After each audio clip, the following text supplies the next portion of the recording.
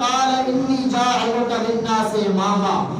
اے میرے پیغمبر میں نے بارہا آزمایا تجھے لیکن تجھے بڑا خالص پایا، تو پھر سن انی جاعلک للناس اماما، جب تو اتنا خالص ہے تو انی جاعلک بے شک میں بنا رہا ہوں للناس لوگوں کے لیے اماماً تجھے امام، تجھے پیشوا اور مقتدا بنا رہا ہوں، تیری عادات تیری خصلتیں تیرا ازمائشوں کے اوپر پورا اترنا اس کے اوپر مجھے پیار ہی اتنا آیا ہے کہ میں نے تجھے امت کا اور انسانیت کا پیشوا اور مقتدا بنا دیا ہے۔ یہ تھے حضرت ابراہیم علیہ السلام۔ اور کہیں پہ اللہ تعالیٰ نے، یہ پارہ نمبر 3 ہے، سورہ آل عمران ہے، یہاں پر بھی اور مختلف صورتوں میں مختلف انداز میں اللہ تعالیٰ نے فرمایا کہ ما کان ابراہیم یہودیّا ولا نصرانیّا ولکن کان حنیفا مسلما،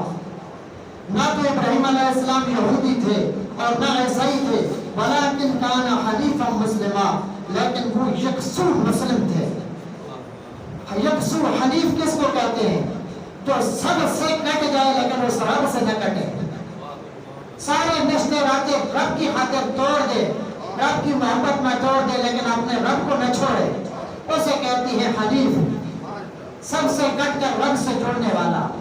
اور آج ہم ساری دنیا سے جڑے ہوئے ہیں، ہمارے عزیز و اقارب، ہماری برادری، ہمارا کنبہ قبیلہ، ہمارے اہل و عیال، ہماری دنیا، ہمارے دوست و احباب سب ہم سے راضی ہیں، اور آج ہم اپنے پیارے نبی کی سنت سے اور اللہ تعالیٰ سے رشتہ کاٹ کے بیٹھے ہیں، ناراض نہ ہوں۔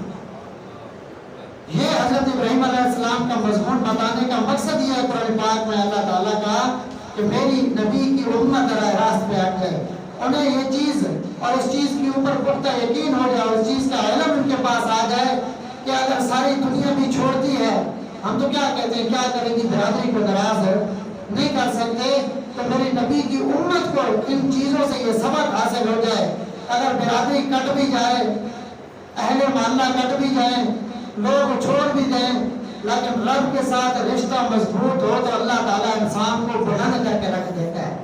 اللہ تعالیٰ پھر تھام لیتے ہیں، گرنے نہیں دیتے۔ لہذا یہ ذہن سے نکالنا چاہیے کہ میں اسلام کے اوپر عمل کروں گا تو یہ اگر رسم میں نے پوری نہ کی تو برادری مجھے چھوڑ دی گی، جب رب نے آپ کو نہ چھوڑا تو پھر برادری کو کیا کرتے ہیں آپ؟ اس لیے سب سے پہلے ہر معاملے میں ہم نے کس کی رضا کو دیکھنا ہے؟ اللہ کی رضا کو۔ وما کان من المشرکین، اور حضرت ابراہیم علیہ السلام مشرک نہیں تھے،